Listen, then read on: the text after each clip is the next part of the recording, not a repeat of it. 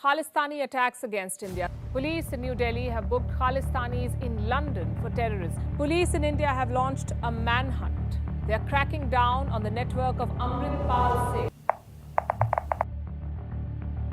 खालिस्तान पंजाब राज्य के कुछ अलगाववादी ये चाहते हैं कि पंजाब और उससे सटे कुछ अन्य राज्यों को मिलाकर एक ऐसा देश बनाया जाए जहां पर सिख लोग रह सकें और वहां पर वो सुरक्षित रहें। खालिस्तान की मांग सिख राष्ट्र के लिए की जा रही है और इसके लिए हमें सिख धर्म को समझने की ज़रूरत है। 15वीं शताब्दी में गुरु नानक साहब ने सिख धर्म की स्थापना की थी, जिसके बाद सिख धर्म में 10 गुरु हुए, जिनके आखिरी गुरु थे गुरु गोविंद सिंह जी। सिख धर्म के आखिरी गुरु गुरु गोविंद सिंह ने सिख धर्म के बहुत सारे नियम कायदे बनाए और इनके तौर तरीके तय किए और उन्होंने खालसा पंथ की शुरुआत की। और मुगलों से बचने के लिए गुरु गोविंद सिंह जी ने खालसा आर्मी की शुरुआत करी थी। धीरे धीरे सिख धर्म ने 12 ऐसी रियासतों पर अपना वर्चस्व कायम कर लिया था, जिसके बाद राजा रणजीत सिंह ने लाहौर जीता और 1801 में अपने आप को पंजाब का महाराजा घोषित कर दिया, जिसके बाद आज के अफगानिस्तान और तिब्बत तक सिख धर्म का साम्राज्य फैल गया और यहीं पर एक सिख साम्राज्य का जन्म होता है। और ये सब कुछ होने के बाद फिर अंग्रेजों का शासन आया और अंग्रेजों के शासन में सिख, मुस्लिम और हिंदू सभी ने अंग्रेजों के खिलाफ लड़ाई लड़ी। लेकिन सिख समुदाय के लिए एक अलग से देश बनाने की मांग उठी 1929 में, जब लाहौर में कांग्रेस का अधिवेशन हुआ और उसमें पूर्ण स्वराज की मांग रखी गई। खैर, प्रस्ताव तो पारित हो गया, लेकिन कांग्रेस के ही 3 नेताओं ने इस प्रस्ताव को खारिज कर दिया। इसमें सबसे ऊपर नाम आता है मोहम्मद अली जिन्ना का, जिन्होंने मुस्लिमों के लिए एक अलग देश बनाने की वकालत की। और बाबा भीमराव अम्बेडकर साहब ने कहा कि दलितों के लिए भी बहुत सारी चीज़ें संरक्षित होनी चाहिए और उन्हें जगह मिलना चाहिए। इसके साथ ही मास्टर तारा सिंह जी ने भी एक अलग से एक ऐसे राज्य की कल्पना की जिसमें सिख समुदाय का हित निहित हो। और जब पाकिस्तान का बंटवारा हुआ तो वो बंटवारा था धर्म के आधार पर और उससे भी ज़्यादा था जनसंख्या के आधार पर, क्योंकि हिंदू के बाद मुसलमान उस समय पर सबसे बड़ी जनसंख्या में भारत में रहते थे। और लगातार मास्टर तारा सिंह नाराज थे कि उनके लिए और सिख धर्म के लिए एक अलग से देश नहीं बनाया जा रहा है, या फिर ऐसी कुछ मांगे थी जो कि लगातार भारतीय संविधान उनको पूरा नहीं कर रहा था। और इसी को देखते हुए 1956 में पंडित नेहरू और मास्टर तारा सिंह जी के बीच में एक समझौता हुआ, जिसमें शैक्षणिक और आर्थिक और धार्मिक हितों की रक्षा के लिए पंडित जवाहरलाल नेहरू ने मास्टर तारा सिंह जी को एक पूरा खाका तैयार करके दिया और ये समझौता हुआ। लेकिन ये समझौता भी सिर्फ 5 साल तक चला। सिखों का कहना था कि भाषा के आधार पर एक अलग पंजाब राज्य की गठन की जाए। ऐसा इसलिए हुआ क्योंकि 1953 में आंध्र प्रदेश को एक अलग राज्य बनाया गया था, वो भी भाषा के आधार पर, जिसके बाद सिख धर्म को ये कहने का मौका मिल गया कि हमें ऐसा क्यों नहीं मिल रहा है।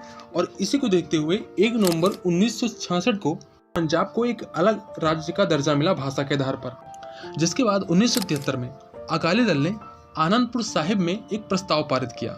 इस प्रस्ताव में अकाली दल ने सरकार से 3 प्रमुख बातें कही और उनकी मांग थी कि पंजाब को जम्मू कश्मीर के जैसे एक विशेष राज्य बनाया जाए, जिसमें रक्षा, विदेश, संचार और मुद्रा पर केंद्र सरकार का हक हो, बाकी सभी निर्णय वहाँ की पंजाब गवर्नमेंट ही करे।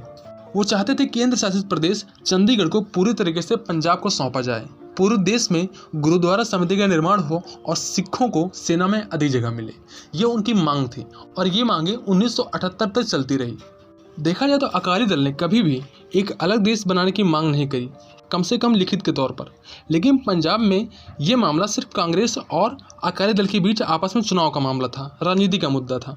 लेकिन खालिस्तान की मांग उठती है 13 अक्टूबर 1971 के बाद से, जब अमेरिकी अखबार न्यूयॉर्क टाइम्स में एक ऐड छपा और इस ऐड में खालिस्तान नाम का एक देश की घोषणा की जाती है और दुनिया भर में रहने वाले सिखों से मदद देने को कहा गया था।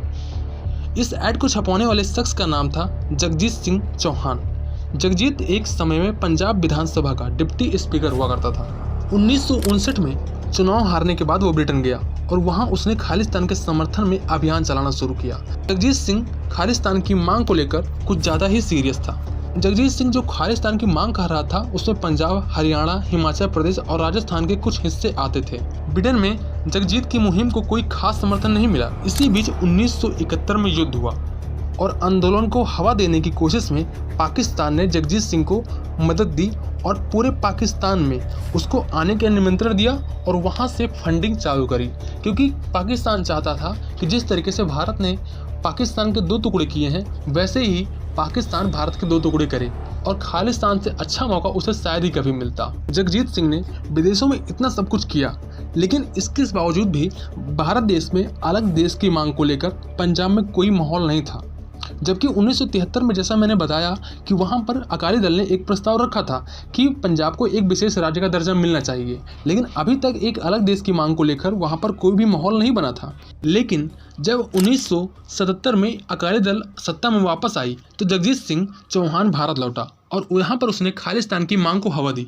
1979 में ब्रिटेन जाकर खालिस्तान नेशनल काउंसिल की स्थापना कर दी उसने। 1980 में उसने खालिस्तान नामक एक देश का ऐलान कर दिया। इतना ही नहीं, खालिस्तान हाउस नाम की एक इमारत में उसने खालिस्तान के पासपोर्ट, डाक टिकट, खालिस्तान डॉलर भी जारी कर दिया। उसने ब्रिटेन और यूरोप के दूसरे देशों में खालिस्तान के दूतावास भी बना डाले और इसी दौरान वो जनरल सिंह भिंडरावाले से मिले और इनके संपर्क में आए, जिसका पंजाब में लगातार प्रभाव बढ़ रहा था। जनरल भिंडरावाला को समझने के लिए आप इतना समझ सकते हैं कि 1980 में कांग्रेस के प्रचार के रूप में भिंडरावाला को पंजाब में एक प्रमुख चेहरे के रूप में आगे रखा गया था।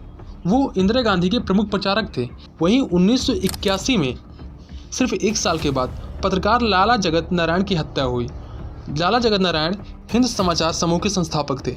इस हत्या में भिंडरावाला के नाम जुड़े रहे और आगे चलकर ऐसी बहुत सारी घटनाएं हुई, जिससे कि भिंडरावाले को पुलिस ने गिरफ्तार कर लिया था। 2 दिन की जेल में भिंडरावाले को इतनी पॉपुलैरिटी मिली जितनी कि सालों में नहीं मिल पाई थी।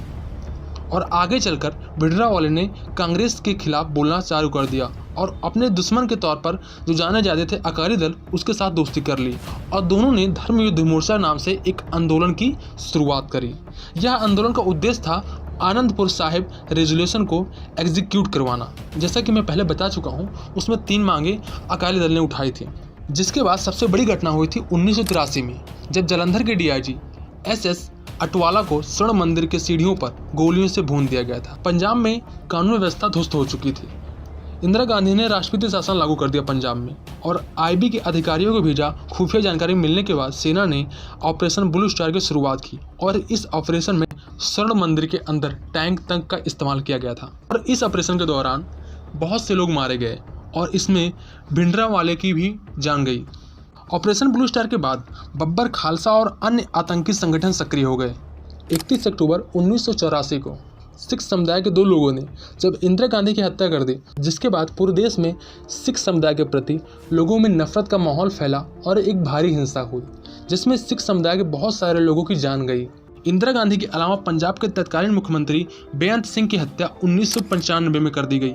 बेअंत सिंह कार में एक कार्यक्रम में जा रहे थे, उसी वक्त एक बम से उन पर अटैक किया गया। 1987 में भारत के पूर्व आर्मी चीफ जनरल SS वैद को भी गोली मारकर हत्या कर दिया गया था। कनाडा से लंदन होते हुए भारत आने वाले एयर इंडिया के विमान कनिष्ठ को 1986 में उग्रवादियों ने हवा में ही उड़ा दिया। इस हमले में 329 लोगों की जान गई।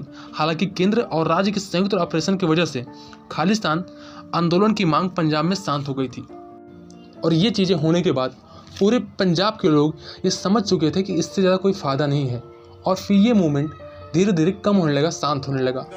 लेकिन ये चीज़ें यहाँ पर शांत हो रही थी। विदेश में बैठे जो लोग लगातार खालिस्तान को समर्थन दे रहे थे, वो चाहते थे कि ये घटनाएं रुके नहीं, लगातार चलती रहें और इसीलिए वो लगातार किसी न किसी को ढूंढते रहते हैं जो कि इन घटनाओं को, इन मूवमेंट को, इन मांगों को लगातार सरकार से पूछता रहे और पंजाब में खालिस्तान की मांग उठाता रहे। और यही कारण है कि लगातार 5-10 साल बाद कभी भी आपको खालिस्तान की मांग उठाता हुआ कोई भी युवक नज़र आ जाता है।